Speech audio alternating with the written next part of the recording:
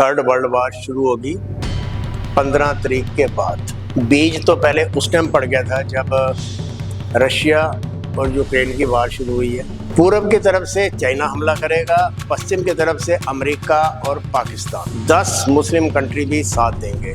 जहां तक प्रेडिक्शन का सवाल है, एक देश है नॉर्थ कोरिया, इंडिया के फेवर में अपने कंट्री से अमेरिका के ऊपर मिसाइल से हमला कर। हमारा एयर डिफेंस एक्टिवेट होने के बाद भी इंडिया तक 2000 से ज़्यादा बम गिरे। 10 नवंबर के बाद कह लीजिए एटम बम से हमला होगा। ज़्यादातर जो शहर हैं, नंबर 1 दिल्ली, गुजरात, बिहार।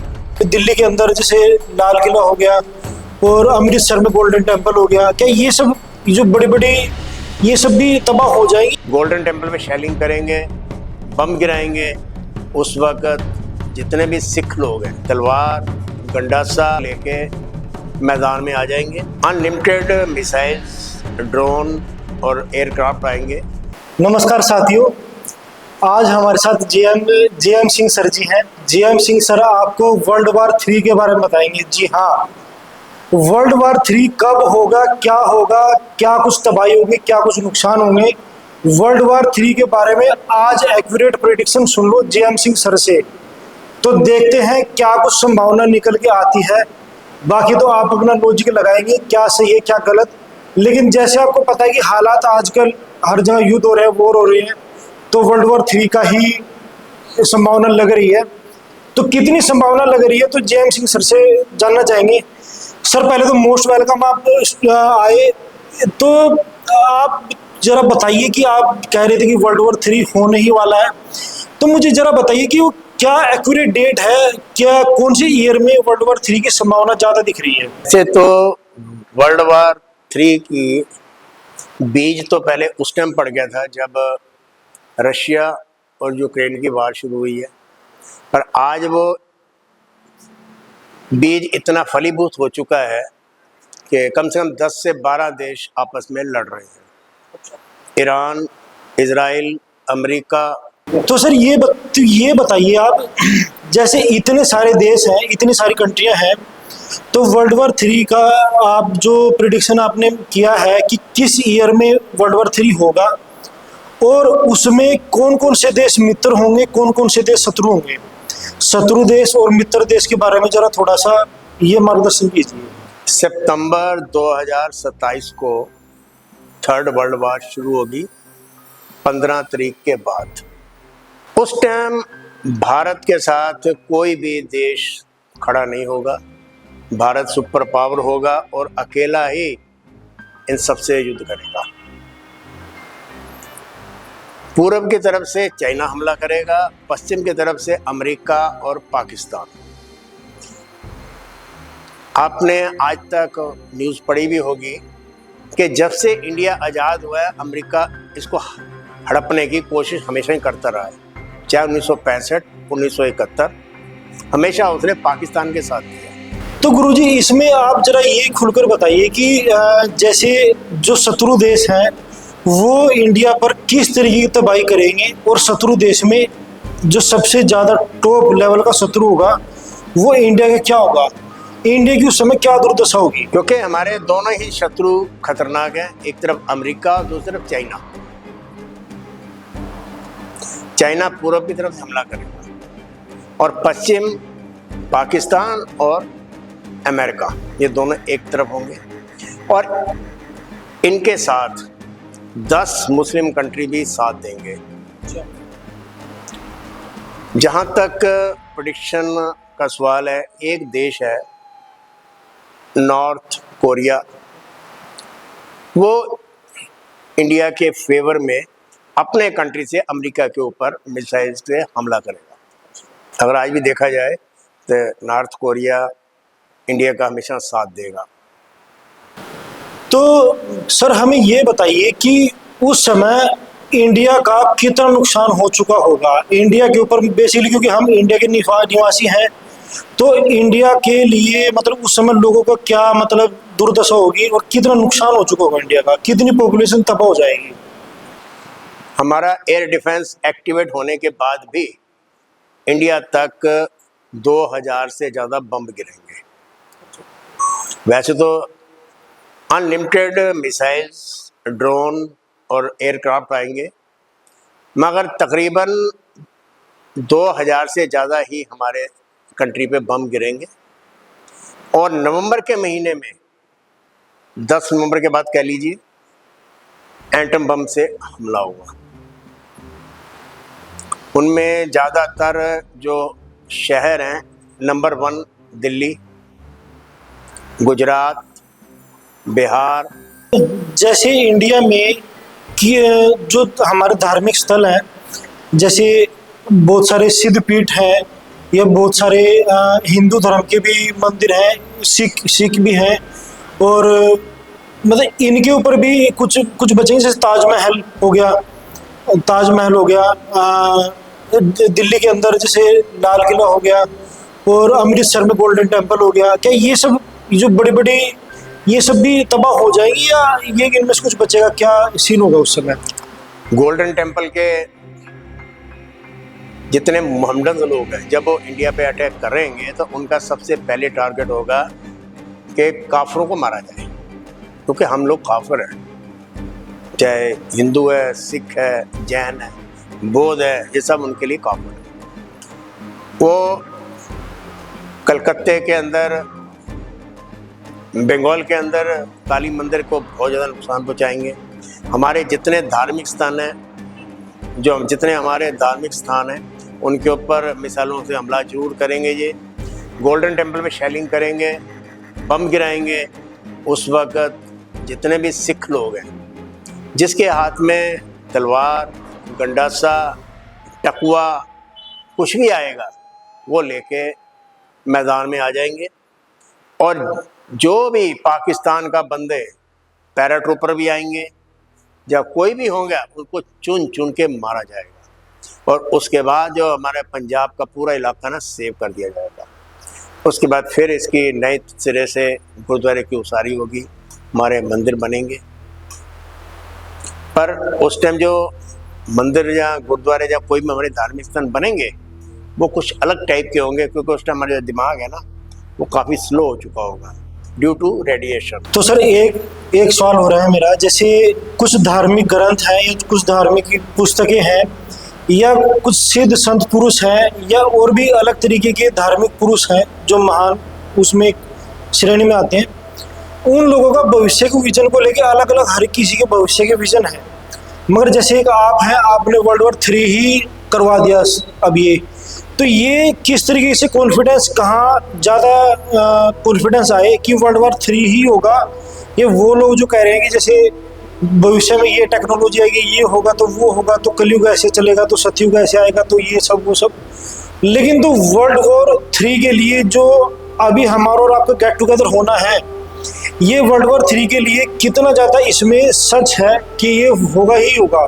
जैसा कह रहे हो 2027 में दुनिया ख़त्म ही होगी, तो इसमें कितनी सच्चाई माने हम कि कॉन्फिडेंस आए लोगों को? और ये होगा, 100% होगा, क्योंकि रेडिएशन जो है वो धीरे धीरे धीरे हवा के साथ हर जगह फैलेगा।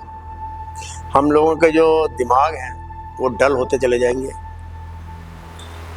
और अपने शास्त्रों में पढ़ा होगा कि, और सुना भी होगा कि ऐसा वक्त आएगा कि 12 कोस पे दिया जलेगा, और शायद वो वक्त आने वाला है।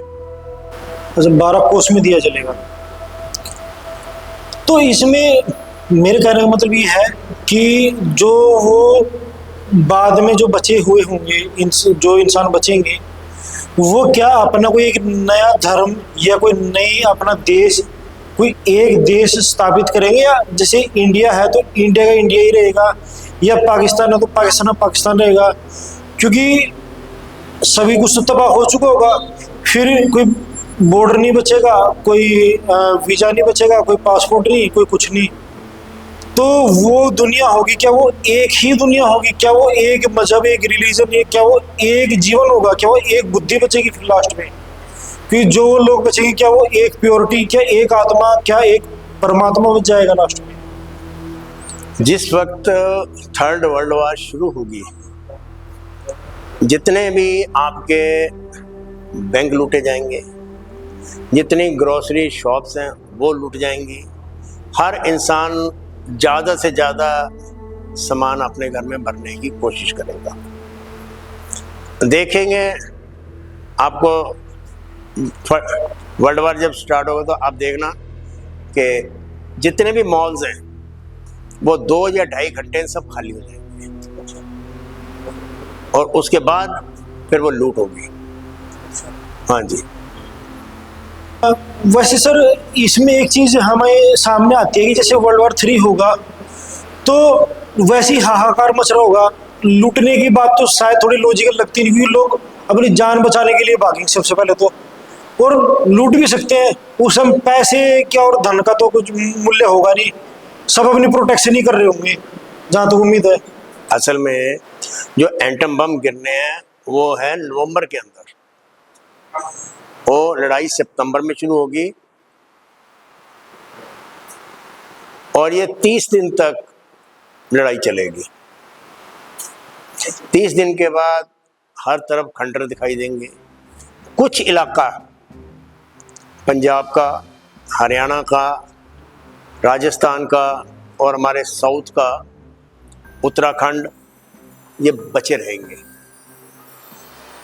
इन पे भी रेडिएशन का असर होगा तो बहुत कम होगा। अच्छा, आपका कहना मतलब चीन और पाकिस्तान, तो जैसे जो 10 मुस्लिम कंट्रियां भी अटैक करेंगी उनको भी कुछ ना कुछ, यानी कि उनको भी कुछ ना कुछ तो धूल चखानी पड़ेगी। हमारे पास बढ़िया बढ़िया मिसाइल्स हैं, हमारे पास एटम बम भी हैं, सब कुछ है। सर देखो, मेरा तो मानना ही है कि इंडिया के लिए काफ़ी, वैसे 10-12-13 देशों के लिए, बाकी तो क्योंकि इंडिया में टैलेंट की कमी नहीं है और सैनिक यहाँ पर मरने से भी डरते। बाकी वो तो वक्त ही बताएगा कि जैसे अब 2027 में आपने प्रिडिक्शन की है।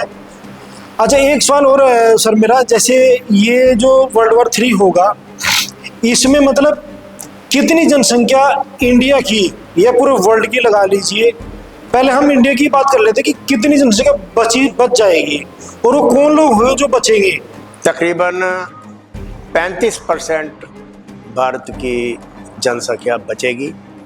उनमें से भी कम से कम 10% के आसपास रेडिएशन के कारण कोई बीमारी से मरेगा या किसी और ऐसी रेडिएशन हो गया। जब लाशें गलेंगी, जब लाशें पड़ी पड़ी गलेंगी, बदबू आएगी, उससे बीमारी फैलेंगी, तो उससे भी हमारी बहुत सारी जनसंख्या अफेक्टेड होगी।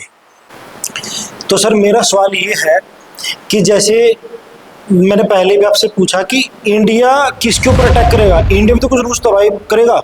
और जैसा हम सब जानते हैं कि इंडिया के जो सैनिक है वो कितने टैलेंटेड है और इंडिया की आम पब्लिक भी कितनी टैलेंटेड है, तो ऐसा तो हो नहीं सकता कि इंडिया भी किसी से कम ना हो, इंडिया भी कम नहीं है किसी से, इंडिया भी जरूर कुछ ना कुछ तबाही करेगा किसी न किसी की। तो इंडिया का क्या उस समय मजबूत पॉइंट होगा कि इंडिया किस किस को मतलब हराए या किस किस को नुकसान पहुंचाए?